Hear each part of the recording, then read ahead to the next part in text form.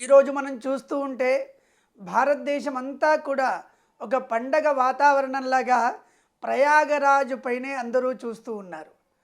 ప్రయాగరాజులో కుంభమేళా 144 సంవత్సరాలకు ఒకసారి మహాకుంభమేళా అని జరుగుతూ ఉంది.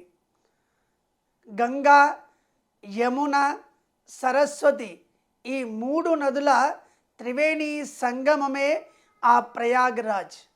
ఆ ప్రయాగరాజులో కుంభమేళా మొన్న సంక్రాంతి నుంచి ప్రారంభమయ్యి మహాశివరాత్రి పర్వదినం వరకు కూడా ఈ 45 రోజుల కాలమంతా కూడా ఈ కుంభమేళా అత్యద్భుతంగా, నాకు తెలిసి ప్రపంచమంతా కూడా ఒక పండగ వాతావరణంగా, ఒక ఒక ఇంతమంది జనాలు ఒకే దగ్గర కలిసి ఉన్న సమూహంగా చూసేది ఎక్కడ అనంటే అది కుంభమేళా మాత్రమే అనుకుంటాను.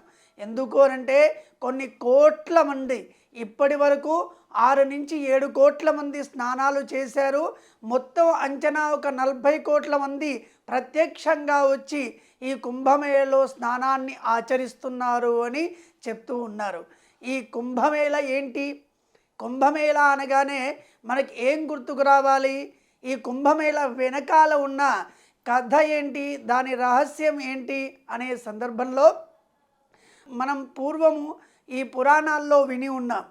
ఏంటి అనంటే సముద్రాన్ని మథించే సందర్భంలో ఆ సముద్ర మథనంలో కొన్ని విశేషమైన పదార్థాలు బయటకు వచ్చాయి. దాంట్లో మహాలక్ష్మి అమ్మవారైన, దాని తర్వాత ఆ శివుడు స్వీకరించినటువంటి ఆ విషమైన ఇవన్నీ కూడా సముద్ర మథనం నుంచే వచ్చాయి. ఎన్నో చెప్పారు అక్కడ. దాంట్లో ఒకటైనటువంటి దాన్ని ఏమంటామంటే అమృత కలశం అని అంటాం. ఈ సముద్ర మథనంలో నుంచి బయటకు వచ్చిన ఒక పదార్థమే అమృత కలశం. ఆ అమృత కలశం ధన్వంతరి అనే ఒక దేవత అమృత కలశాన్ని తీసుకొని సముద్ర మథనం నుంచి బయటకు వచ్చారు.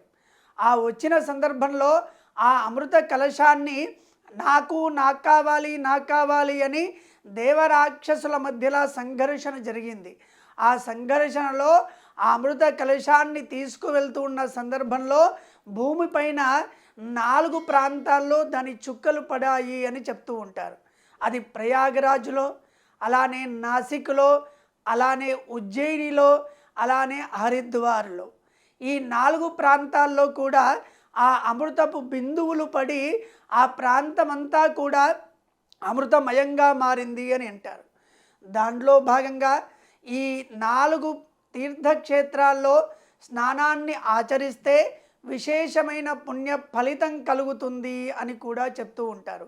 దాంట్లో ఇప్పుడు ప్రయాగరాజులో మహాకుంభమేళా అని మనం చూస్తూ ఉన్నాం.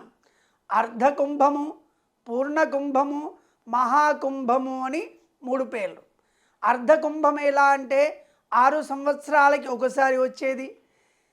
పూర్ణకుంభమేళా అంటే అది 12 సంవత్సరాలకి ఒకసారి వచ్చేది. మహాకుంభమేళా అంటే 12 పూర్ణ కుంభాలు కలిస్తే మహాకుంభమేళా అవుతుంది. 12 × 12 అంటే 144 సంవత్సరాలు.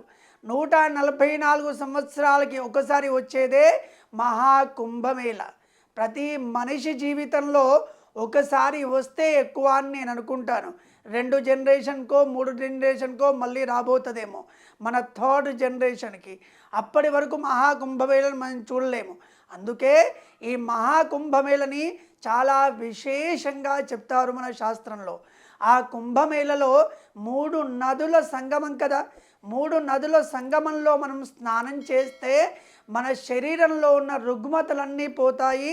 మనం జన్మాంతరాల్లో చేసుకున్న పాపాలన్నీ కూడా పటాపంచలవుతాయి. అలానే మనకి ఉత్తరోత్తర అభివృద్ధి, ఆరోగ్యము కలుగుతాయి. ఎందుకు అనంటే అమృత కలశం ధన్వంతరి ధ్యానంలో కూడా ఒక మాట చెప్తారు, అమృత కలశ విద్య అని చెప్తారు. అంటే ధన్వంతరి ఉండేదే రూపమే చేతిలో అమృత కలశాన్ని పెట్టుకొని ఉంటాయట.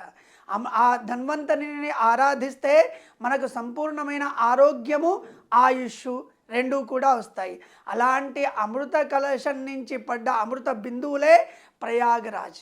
ఆ ప్రయాగరాజులో ఈరోజు ఎంతోమంది సాధువులు, చతురామ్నాయ పీఠములు, అలానే ఎంతోమంది పీఠాధిపతులు, నాగసాధువులు, అఖాడా వారు ఎంతోమంది కూడా పుణ్య స్నానాన్ని ఆచరించారు. అలాంటి పుణ్య నదీ జలాలని అక్కడికి వెళ్ళి దర్శించి పవిత్రంగా స్నానాన్ని ఆచరిస్తేనే చాలు మనకున్నటువంటి ప్రతి సమస్య కూడా నివారణ అవుతాయి. ఎందుకు? గంగా గంగేతి యో బ్రూయాత్ యోజనానాం శతైరపి ముచ్యతే సర్వపాపేభ్య విష్ణులోకం సగచ్చతి అని అంటారు. గంగా గంగా గంగా అనే నామస్మరణ చేస్తేనే చాలు. యోజనానాం శతైరపి అంటే 100 యోజనాలు దూరంలో ఉన్నా సరే గంగకి అలాంటి నామస్మరణ చేస్తేనే మన పాపాలన్నీ కూడా పటాపంచలవుతాయి. ముచ్యతే సర్వపాపేభ్య మనం జన్మాంతరాల్లో పాపాన్ని చేసి ఉన్నాం కదా, ఆ పాపాలన్నీ కూడా దాని నుంచి విముక్తుడవుతాడు ఈ గంగా నది స్మరణ చేయడం ద్వారా మాత్రమే. అలానే విష్ణులోకం సగచ్చతి, విష్ణు ప్రాప్తిని పొందుతాడు అని మన శాస్త్రం చెప్తోంది. అలాంటి గంగా నది స్మరణ చేస్తేనే ఇంత ఫలితం ఉంటే అలాంటిది గంగా నదిలో స్నానం చేస్తే ఇంకెంత ఫలితం ఉండాలి. అలాంటిది ఈ పుష్కరంలో ఈ జరుగుతున్నటువంటి ఈ కుంభమేళలో స్నానాన్ని ఆచరిస్తే ఇంతకన్నా పుణ్య ఫలప్రదం ఇంకొకటి ఏదీ లేదు. అలాంటి ఆ ప్రయాగరాజులో త్రివేణి సంగమంలో గంగా, యమున, సరస్వతి ఈ 3 నదుల సంగమంలో స్నానాన్ని ఆచరించి మొదలుగా జన్మాంతరాల్లో పాపాలు చేసుకున్నవన్నీ కూడా పటాపంచలు చేసుకొని తదనంతరం మంచి ఆయుష్ ఆరోగ్యాన్ని పొందడానికే ప్రయాగరాజ్లో కుంభమేళలో స్నానాన్ని ఆచరించాలి. ఈ స్నానం చాలా విశేషంగా చెప్తారు. దీన్ని షాహీ స్నానం అని అంటూ ఉంటారు. వాస్తవానికి దీన్ని అమృత స్నానము అని అంటారు. అంటే అమృత బిందువులు పడ్డాయి కదా, అలాంటి అమృత బిందువులు పడ్డాయి కాబట్టి అది అమృతమయం అయిపోయింది ప్రయాగరాజ్ అంతా కూడా. అక్కడ స్నానాన్ని ఆచరిస్తే మనం అమృతమయం అవుతాము, మనం అమృతాన్ని స్వీకరించిన వాళ్ళు అవుతాము. అంటే మృతం అంటే నాశం ఉంది అని, అమృతము అనగా నాశము లేనిది అని.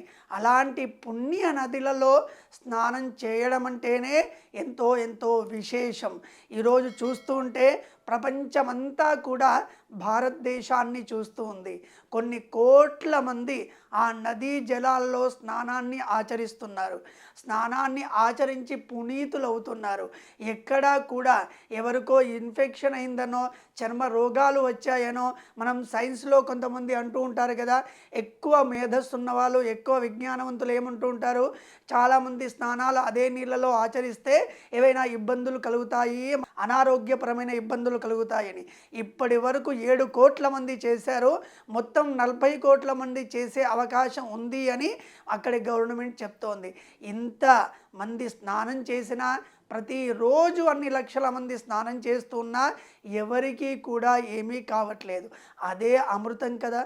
లేకపోతే ఒకరు చేసిన నీటిలో, ఒక స్విమ్మింగ్ పూల్లో ఒకరు కంటిన్యూగా 10 రోజులు ఉన్న నీళ్ళు మళ్ళీ స్నానం చేస్తే ఇన్ఫెక్షన్ అవుతాయి అంటారు. అలాంటిది ప్రయాగరాజ్లో అంతమంది, ఎంతోమంది ఎక్కడెక్కడి నుంచో ఎలానో వచ్చి ఉంటారు. కానీ వాళ్ళు స్నానాన్ని ఆచరించిన తర్వాత ఇంకొకరికి ఏమైనా ఇబ్బంది కలుగుతుందా? ఎలాంటి ఇబ్బంది కలగట్లేదు. అది దైవం, అది మన నదులు, అది మన సంస్కృతి, అది మన సాంప్రదాయం. ఇంతకన్నా చెప్పాల్సిన పని ఇంకొకటి లేదు. మనం ఏదైనా పుణ్యాన్ని ఆచరించాలి అంటే మహాశివరాత్రిలోపు ఒకసారి ప్రయాగరాజ్ వెళ్ళి ఆ కుంభమేళలో స్నానాన్ని ఆచరించాలి. అలా ఆచరించినట్టయితే మనకన్ని రుగ్మతులు నివారణ అయ్యి మనకు అభివృద్ధి పథం అనేది కనబడుతుంది. ఇంకొక విశేషం ఏంటి అని అంటే, ప్రయాగరాజ్లో కుంభమేళ జరుగుతోంది. ఈ కుంభమేళలో అక్కడ స్నానాన్ని ఆచరించి మనం పునీతులమవుతున్నాం, మన శరీరాన్ని పునీతం చేసుకుంటున్నాం. ఇంకా పునీతులం కావాలి, జ్ఞానవంతులం కావాలి అంటే ఏంటి? ఒక తీర్థక్షేత్రము, ఒక గురువు, రెండూ కూడా ఒకటే అని మన శాస్త్రం చెప్తోంది. ఒక తీర్థంలో స్నానం చేస్తే మనం పునీతులం అవుతూ ఉన్నాం. ఒక గురువు సన్నిధికి వెళ్ళి దర్శించి వారి ఉపదేశాలని వింటే మనకు జ్ఞానం వృద్ధి చెందుతుంది, అజ్ఞానం నివారణ అవుతుంది. అలాంటి గురువుల సన్నిధి మీరు ప్రయాగరాల్లో చూస్తే విశేషంగా శంకరాచార్యుల ద్వారా స్థాపితమైనటువంటి చతురామ్నాయ పీఠములు మనం చూస్తూ ఉండాలి. ఇక అందరూ కూడా అక్కడే నివాసం ఉంటున్నారు. చతురామ్నాయ పీఠాధిపతులందరూ కూడా అక్కడ ఉండి జనాలకి మార్గదర్శనం చేస్తూ సనాతన ధర్మంలో ఏవైనా కొంతమందికి సమస్యలున్నా అవన్నీ కూడా నివారణ చేస్తూ అక్కడే ఉండి ఆ పీఠాధిపతులందరూ కూడా మార్గదర్శనం చేస్తున్నారు. అలానే నాగ సాధువులు, అఖాడా వారు ఎంతోమంది ఆ గంగా నది అమ్మవారు అనుకుంటుందట, ఎంతోమంది స్నానం చేస్తున్నారు. కొంతమంది మహానుభావులు తపస్సంపన్నులు వాళ్ళు స్నానం చేస్తే నేను మళ్ళీ పవిత్రమవుతాను, ఆమె పవిత్రమే గంగా నది ఎప్పుడూ కూడా. కానీ మనమందరం వెళ్ళి ఎన్నో పాపాలు చేసుకొని వెళ్ళి నది స్నానం చేస్తున్నాం కదా, అక్కడ పునీతులం అవుతున్నప్పుడు మళ్ళీ గంగా నది పునః ప్రక్షాళన చేసుకోవాలి అంటే మహానుభావుల స్నానం జరగాలి. అలాంటి ఎంతో తపస్సంపన్నులు వాళ్ళ జీవితాన్నే తపస్సుకు ధారపోశారు. లోకానికి దూరంగా ఉంటూ అలౌకికమైన ఆనందాన్ని పొందుతూ లోకంలో ఉన్న మన లౌకికులందరికీ కూడా ధర్మ మార్గాన్ని ప్రబోధిస్తున్నటువంటి పీఠాధిపతులు, నాగసాధువులు, అలానే అఖాడా వారు అందరూ కూడా అక్కడే ఆ ప్రయాగరాజ్లో ఉంటూ జనాలకందరికీ కూడా ధర్మ మార్గాన్ని చేస్తున్నారు. దాంట్లో విశేషంగా మన సౌత్కి దక్షిణాంనాయ శృంగేరి శారదా పీఠాధీశ్వరులు శ్రీ భారతీ తీర్థ మహాస్వామి వారి ఆజ్ఞానుసారంగా కరకమల సంజాతులు ఉత్తరాధికారి వారైనటువంటి శ్రీ విధుశేఖర భారతీ మహాస్వామి వారు ఈరోజు ప్రయాగరాజ్లో ఉన్నారు. ఆ ప్రయాగరాజ్లో ఉండి స్నానాన్ని ఆచరించి ఇంకా ఏంటి అంటే అక్కడ శాస్త్రార్థ సభలు, అలానే వేద సభలు, ఇవన్నీ కూడా మనం ఇంతకుముందు చెప్పుకున్నాం కదా, నదిలో స్నానాన్ని ఆచరిస్తే మనం పునీతులం అవుతున్నాం. పునీతులం శరీరం చేసుకుంటున్నాం. మన మనస్సుని పునీతం చేసుకోవడానికి ఏం కావాలి? ఇలాంటి గురువుల దర్శనం చేయాలి. ఎందుకు అక్కడికి గురువులు వెళ్ళి దర్శిస్తున్నాము అంటే వాళ్ళు శాస్త్రార్థ గోష్ఠి చేస్తున్నారు. మన దేశంలో ఉన్నటువంటి మహా పండితులందరినీ కూడా అక్కడికి పిలిచి శాస్త్రార్థ సభను నడిపించి అక్కడ వాక్యార్థ సభని, శాస్త్రార్థ సభని నడిపించి అక్కడ జనాలందరికీ కూడా మార్గదర్శనం చేస్తున్నారు.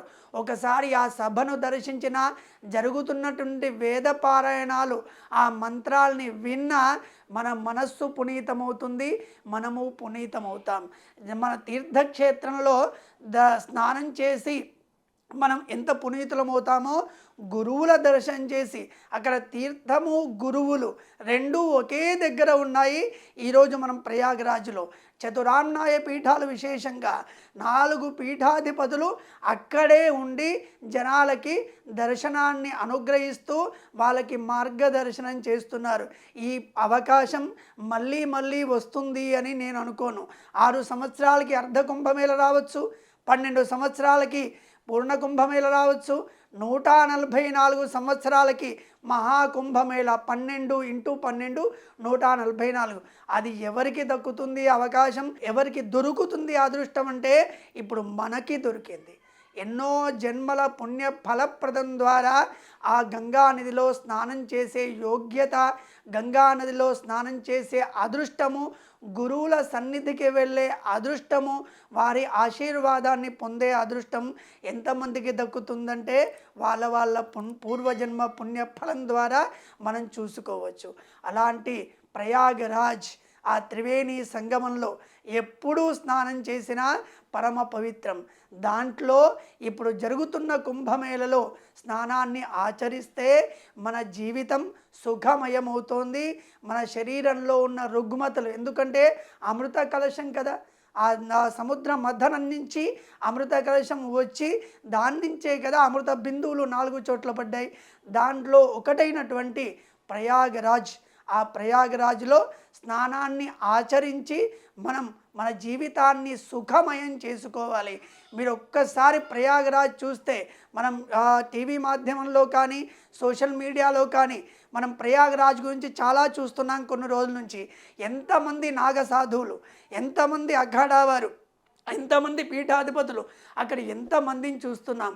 అంతమందిని చూస్తే మన సనాతన ధర్మం ఇంకా 1000 సంవత్సరాలు పోయినా ఈ ధర్మానికి ఏమీ కాదు అని సుస్పష్టంగా మనకు అర్థమవుతోంది. అలాంటి సనాతన ధర్మం గొప్పతనం ఎందుకు ఈరోజు ఇంతమంది ఒకే సందర్భంలో ఒకే ఈవెంట్లో ఎంతమంది కలవడం అంటే అది అరుదు అనను, అది ఉండదు అని అంటాను నేను. అది ఇంకెక్కడా కూడా ఇంతమంది రావడం అనేది మనం చూస్తూ ఉండం కూడా. అలాంటి సాధువులని అలాంటి త్రివేణి సంగమాన్ని దర్శిస్తేనే చాలు. అలాంటి దర్శించం కంటే దానిలో స్నానం చేసి ఆ సాధువుల చతురాన్నాయ పీఠాధిపతుల దర్శనం చేస్తేనే మన జన్మ పునీతం అవుతుంది.